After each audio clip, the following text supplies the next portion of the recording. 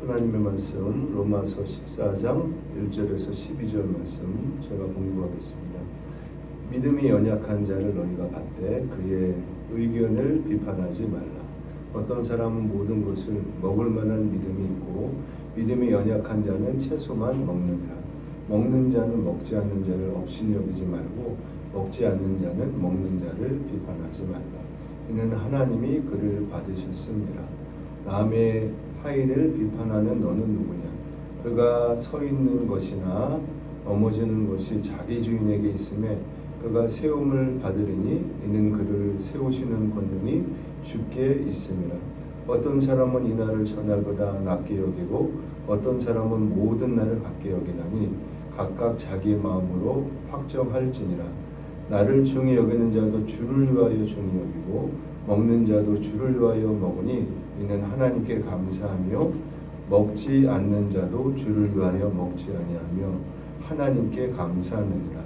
우리 중에 누구든지 자기를 위하여 사는 자가 없고 자기를 위하여 죽는 자도 없도다. 우리가 살아도 주를 위하여 살고 죽어도 주를 위하여 죽으니 그러므로 사나 죽으나 우리가 주의 것이로다.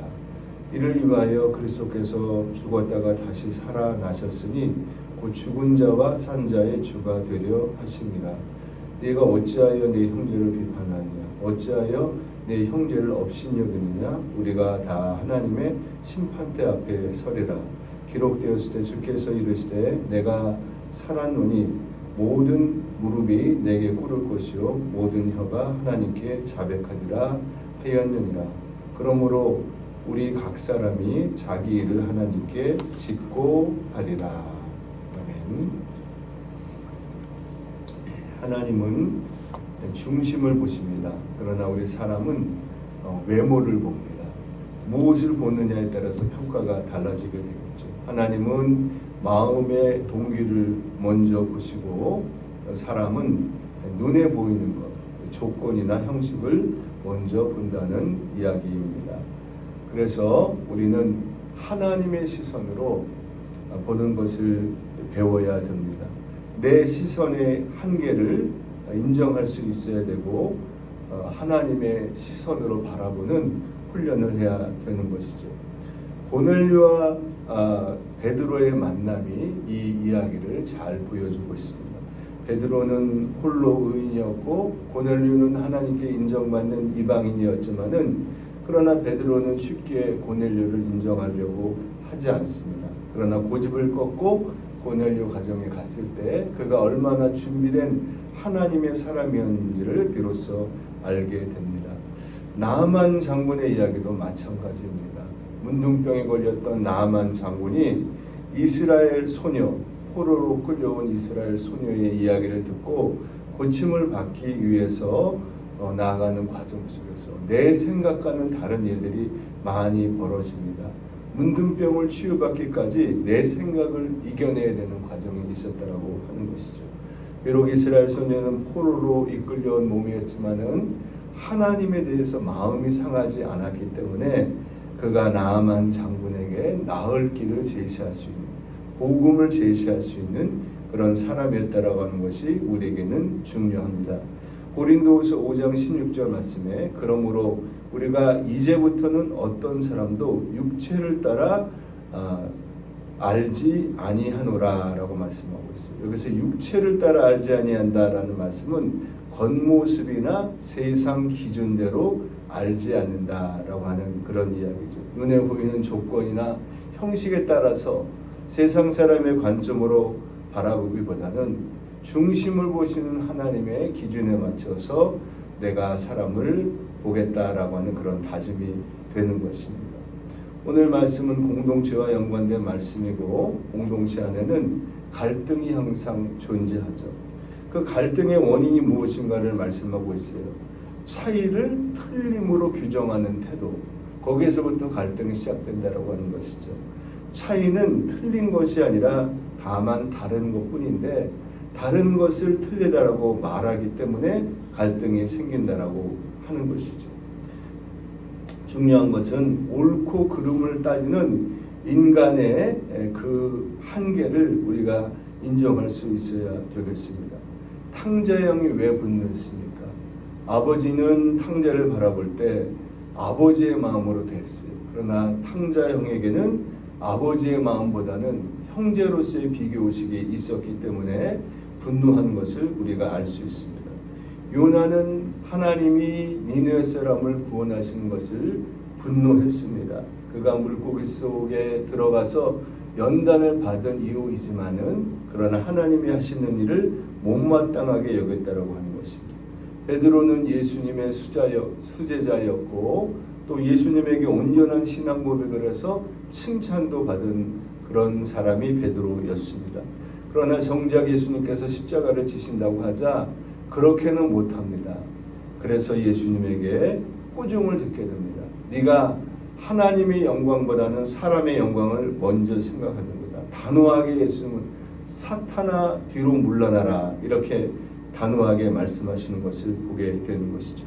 그러므로 우리의 모든 기준은 나를 위한 것이 아니라 주님을 위한 것이 되어야 된다고 하는 것입니다. 오늘 말씀 속에도 보면은 우리는 사나 죽으나 주의 것이라고 고백하고 있어요. 살아도 주를 위해서 살고 죽어도 주를 위해서 죽는다라고 하는 것입니다. 분명 공동체 안에 다름이 존재할지라도 그 다름 때문에 갈라서지 말라고 하는 것입니다. 다만 그 다름이 본질의 문제냐 아니면 그렇게 중요하지 않는 비본질의 문제냐가 우리에게는 더 중요한 것입니다.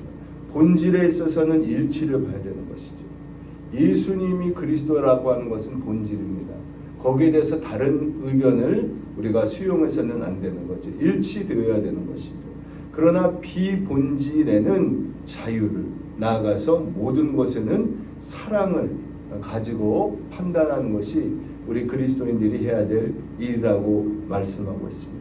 오늘 말씀 속에 보면 대표적으로 우상의 재물을 어떻게 다룰 것인가 이야기하고 있습니다. 두 가지 극단적인 태도가 나오죠. 성경에 대해서 좀 자세히 잘 알고 있다라고 생각하는 사람들, 우리가 지식이 있다라고 말하는 사람들이죠. 그 사람들에게는 아무리 우상에게 제물로 드려진 것이라고 할지라도 우상 자체가 능력이 없는 것이기 때문에 그것은 아무것도 아니다라고 말하는 사람들이 있었습니다. 그래서 고기를 먹었습니다. 문제는 무엇입니까? 신앙이 연약한 자들에게는 그것이 문제가 될 수 있다라고 하는 거예요. 오히려 그들은 지식파들을 바라보면서 저들은 가짜 신앙이다. 사실은 양쪽이 다 문제가 있는 것이죠. 그러나 절충점을 찾는 것이 중요하다라고 하는 것입니다. 고린도전서 8장 8절 말씀에 음식은 우리를 하나님 앞에 내세우지 못하나니 우리가 먹지 않는다고 해서 더 못 사는 것도 아니고 먹는다고 해서 더 잘 사는 것도 아니니라. 무슨 이야기입니까? 음식은 본질이 아니라고 하는 것입니다. 비본질이라고 하는 것이죠. 아까 어떻게 말씀했습니까? 본질에는 일치를, 비본질에는 자유를, 모든 것에는 사랑을 그랬어요.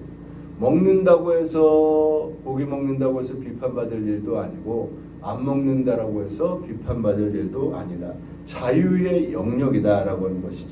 더 중요한 것은 무엇인가? 그 다음 절에 나오는 고린도전서 8장 9절 말씀이 이렇게 말씀합니다. 그런즉 너희의 자유가 믿음이 약한 자들에게 걸림돌이 되지 않도록 조심하라. 그랬어요. 이게 본질인 것이죠. 내 믿음이 약한 자에게 걸림돌이 되지 않는 것. 그래서 사도 바울은 고기를 먹는 것이 아무 문제 없다라고 하는 것을 스스로 알고 있었지만은 그러나 내 그 믿음이 연약한 자에게 걸림돌이 되어서 그들을 넘어지게 하는 일이 있다라고 한다면은 기꺼이 나는 우상에게 드린 고기를 먹지 않겠다. 중요한 것은 복음의 본질을 지키는 일이기 때문에 본질이 무엇입니까? 형제를 향한 사랑, 그것이 본질이라고 하는 것이죠. 형제를 향한 배려, 그것이 본질이라고 하는 그런 의미가 됩니다.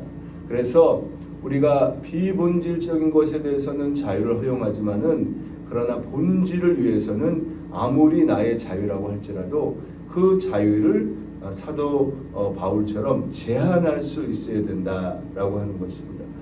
중요한 것은 지식보다 사랑인 것이고 또 나는 아무 문제가 없지만은 상대방이 나 때문에 시험에 빠질 수 있다라고 한다면은 그의 신앙의 눈높이에 맞춰주는 훈련, 성숙한 자가 해야 될 일은 바로 이 맞춰주는 훈련을 하는 일이라고 하는 것이죠. 우리가 소통을 위해서도 서로 이야기가 통하기 위해서는 갈등을 우리가 극복하기 위해서는 노력이 필요한데 스티븐 코비는 이렇게 말해요. 대화의 가장 큰 문제는 우리가 이해하기 위해서 듣지 않고 답변하기 위해서 듣는다고 하는 점이다. 그렇게 이야기했어요. 상대방이 무슨 말을 하면 경청을 하고 상대방이 무슨 말을 왜 저런 말을 하는지를 이해를 하려고 해야 되는데 듣는 척만 한다고 하는 것이 이 이야기에 대해서 나는 뭐라고 답변할까? 어떻게 되받아칠까? 이해하기 위해서 듣는 것이 아니라 답변하기 위해서 들을 때 갈등을 벗어날 방법이 없다라고 하는 것이죠. 윈스턴 처칠은 또 이런 말을 했어요. 용기란 일어나서 말하는 것뿐만이 아니라 앉아서 듣는 것이기도 하다 그랬어요. 많은 사람들 가운데서 손을 들고 일어나서 내 의견을 당당히 밝힌다라고 하는 것, 용기가 필요한 일입니다. 그러나 정반대의 행동에도 용기가 필요하다라고 하는 것이죠. 다 내가 얼마든지 일어나서 내 의견을 제시할 수 있지만은 그러나 상대방을 이해하기 위해서 가만히 앉아서 듣는 것도 그것도 용기의 다른 한 모습이다라고 하는 것입니다.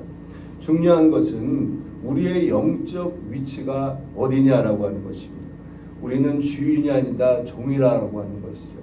서로 누가 낫고 또 덜하고를 따질 것이 아니라 우리는 다 전부 종이고 주인은 하나님이 우리의 주인이 되시는 것이죠. 오늘 말씀은 우리에게 반문하고 있어요. 네가 누구이기에 남의 종을 판단하느냐. 야, 저 사람은 신앙이 왜 저래? 그러면서 판단할 수 있지만은 그러나 그 사람은 판단의 대상이 아니라고 합니다. 우리는 다 주인님의 종일 뿐이고 판단하는 분은 주인이신 주님이셔야 된다라고 하는 그런 이야기가 되는 것이죠. 그래서 우리는 통제권을 내려놓아야 된다라고 하는 것입니다. 내가 판단하는 것이 아니죠. 판단자는 주님이시고 우리는 종인데 다만 은혜 입은 종이다라고 하는 것. 은혜가 떨어지면 서로 판단하고 정죄하게 되어 있기 때문에 우리에게 필요한 것은 계속해서 은혜의 자리를 지키는 것이다라고 하는 것이죠. 성경 말씀에 보면은 1만 달란트 빚진 것을 탕감받은 종의 이야기가 나옵니다. 엄청난 것을 탕감받았는데 문제는 1만 달란트 빚을 탕감받은 사람이 자신은 정작 100데나리온 빚을 진 자가 있었는데 그의 빚을 탕감해 주지 않고 그 빚을 갚으라고 청구했다라고 하는 거죠. 큰 은혜를 덧입고도 다른 사람에게는 은혜 베풀기를 거절하는 그 모습을 통해서 예수님께서는 말씀하시고 계신 것입니다. 자, 이 100달란트라고 하는 것이 얼마나 오늘날의 화폐로 따지면 가치가 있는 것인가? 우리 하루 품삯에 해당하는 것이 1달란트라고 그래요. 한국 기준으로 말하면은 하루 품삯을 한 15만 원 정도로 기준을 잡으면은 이 100달란트라고 하는 것은 한국 돈으로는 1,500만 원에 해당하는 돈입니다. 누가 나에게 1,500만 원을 빚졌는데 됐어, 그거 안 갚아도 돼. 탕감해 주는 것 쉽지 않은 결정이죠. 근데 문제는 무엇입니까? 이 1만 달란트라고 하는 돈은 데나리온으로 환산하면 얼마인가 하면은 6천만 데나리온이라고 하는 거예요. 이 6천만 데나리온을 같은 계산법으로 의해서 한국 돈으로 계산해 보면은 무려 9조 원에 해당하는 돈이라는 거예요. 9조 원의 돈을 하나님께서 탕감해 주셨어요. 그러면은 1,500만 원 정도 빚진 자는 9조 원의 빚을 탕감받은 자에게는 당연히 용서하고 변제해 줄 수 있어야 되는데 그런데 그것을 그걸 받아내겠다라고 하는 그건 무엇입니까? 하나님이 내게 베풀어 주신 은혜를 잊어버릴 때 결국은 형제를 정죄하게 된다라고 하는 교훈을 피부로 와닿게 설명하시기 위해서 예수님께서 이런 비유법을 사용하신 것을 볼 수가 있습니다. 이 말씀을 통해서 우리는 무엇을 내려놓아야 될까요? 타인의 성장 속도를 판단하는 것. 와, 왜 저 사람은 저렇게 빨리빨리 성장하지 않아? 식물도 보면은 어떤 식물은 빠르게 성장하는 식물이 있고 더디 성장하는 식물도 있어요. 어떤 것은 100년에 한 번 우리 꽃을 피우기도 한다라고 말하죠. 중요한 것은 빨리 성장하는 것만이 중요한 것이 아니라 또 더디게 성장할지라도 귀한 열매를 맺는 것 나름대로의 다 가치가 있다라고 하는 것입니다. 그렇기 때문에 다른 사람의 성장 속도를 우리가 판단해서는 안 됩니다. 또 내가 베푼 선의에 대해서 보상을 받으려고 해서도 안 돼요. 내가 너를 어떻게 대했는데 네가 나에게 이럴 수 있느냐. 그렇게 묻기 전에 하나님이 나를 어떻게 대하셨는가를 먼저 생각을 하고 사랑에 빚진 자의 마음을 품어야 된다라고 하는 그런 의미가 들 것입니다. 그리고 갈등을 통해서 나의 옳음을 증명하려고 하는 그런 기회로 삼아서는 안 된다라고 하는 것입니다. 누가복음 17장 10절 말씀에 이와 같이 너희도 명령받은 것을 다 행한 후에 이르기를 우리는 무익한 종이라 우리가 마땅히 하여야 할 것을 한 것뿐이라 할지니라 그랬어요. 누가 충성된 종이냐라고 말할 때 종으로서의 자기 가치를 인정받으려고 하기 이전에 종은 주인이 요구하는 것을 마땅히 하는 것이죠. 그러니까 내가 해야 할 일을 했을 뿐 거기에 대해서 어떤 공로를 따지지 말라라고 하는 그런 의미가 될 것입니다. 왜 성경은 교만을 가장 큰 죄로 분류하고 있을까요? 교만의 문제점은 경쟁적 기쁨이라고 하는 것입니다. 혼자서는 기뻐할 수 없어요. 다른 사람을 무너뜨리고 넘어뜨릴 때 얻는 기쁨이 경쟁적 기쁨이다라고 하는 것이죠. 내가 무엇을 가졌다라고 하는 기쁨, 그건 자기 만족인데 교만은 무엇을 가졌다라고 하는 기쁨을 뛰어넘어서 내가 더 많이 가졌다라고 하는 비교 의식을 통해서만 채워질 수 있기 때문에 이것이 문제가 된다라고 하는 것이죠. 성경에 나오는 비유에 보면은 바리새인과 세리의 기도. 세리는 하나님 앞에서 다른 사람과 비교하지 않고 자기 자신만을 바라보면서 하나님 나는 죄인입니다. 내 죄를 용서해달라고 기도하지만 바리새인은 내 죄를 들여다보기 전에 나는 저 세리와 같지 아니함을 감사합니다. 비교의식에 빠져서 위선의 길로 탈선하는 것을 바라보게 되는 것입니다.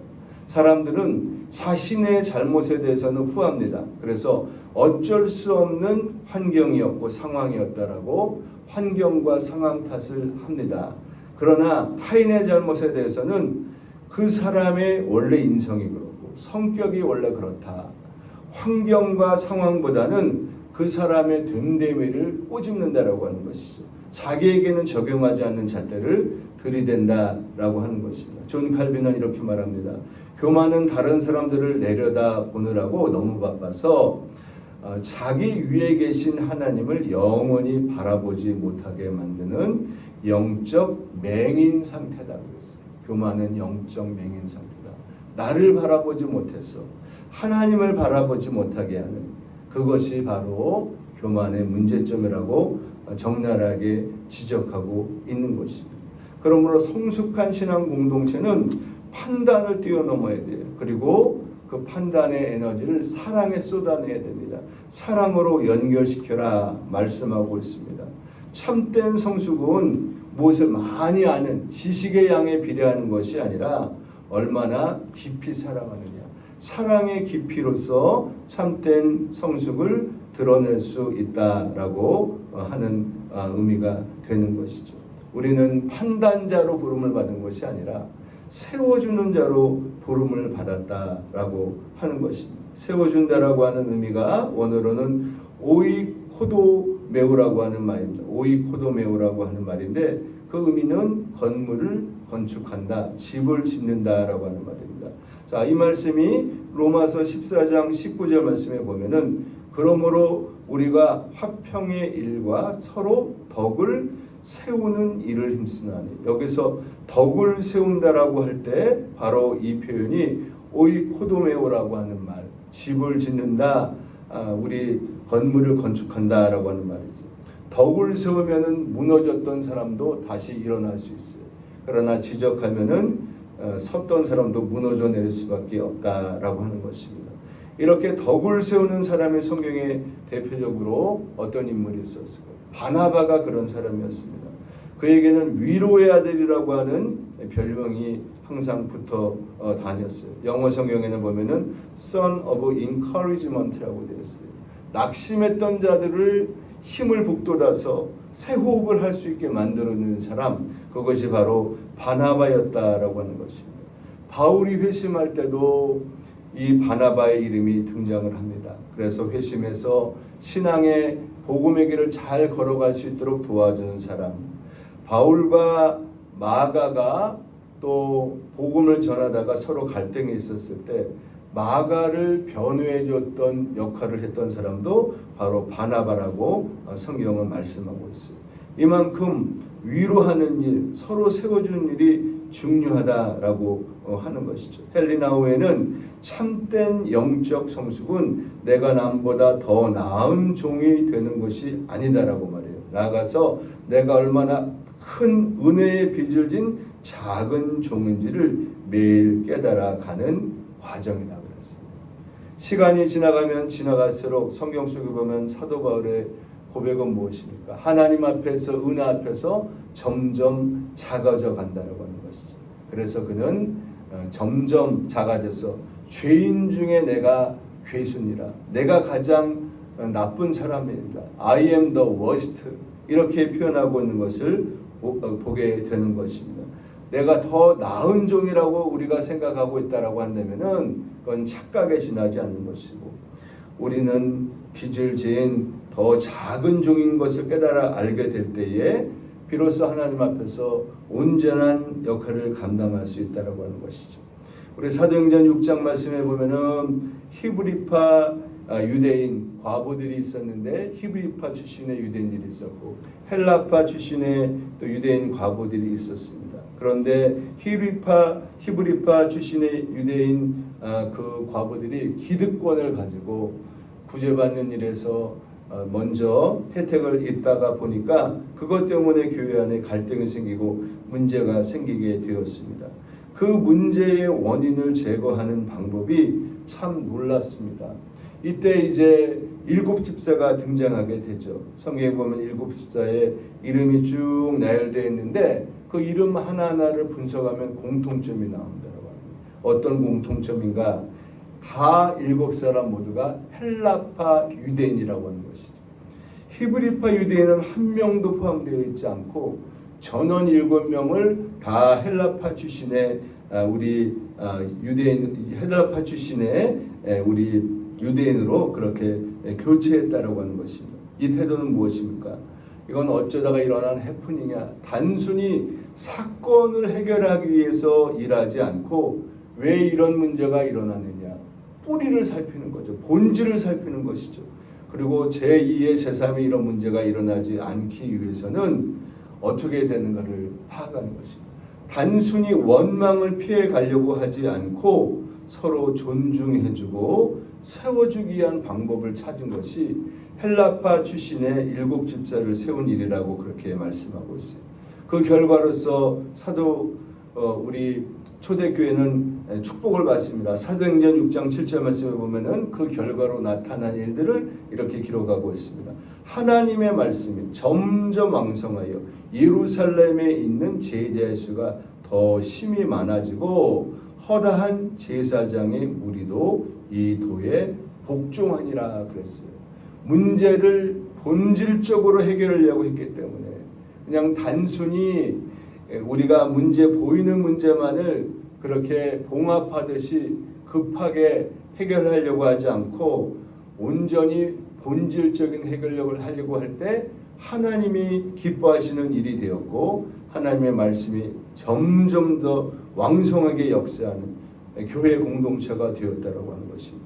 그래서 점점 많은 제자의 수가 늘어났고 허다한 제사장의 무리도 지도자들이 회복되고 회개하는 교회로서 성장하게 되었다라고 성경은 우리에게 말씀하고 있어요. 오늘의 말씀의 제목처럼 다름과 약함을 품는 공동체라고 우리가 말씀을 나누었어요.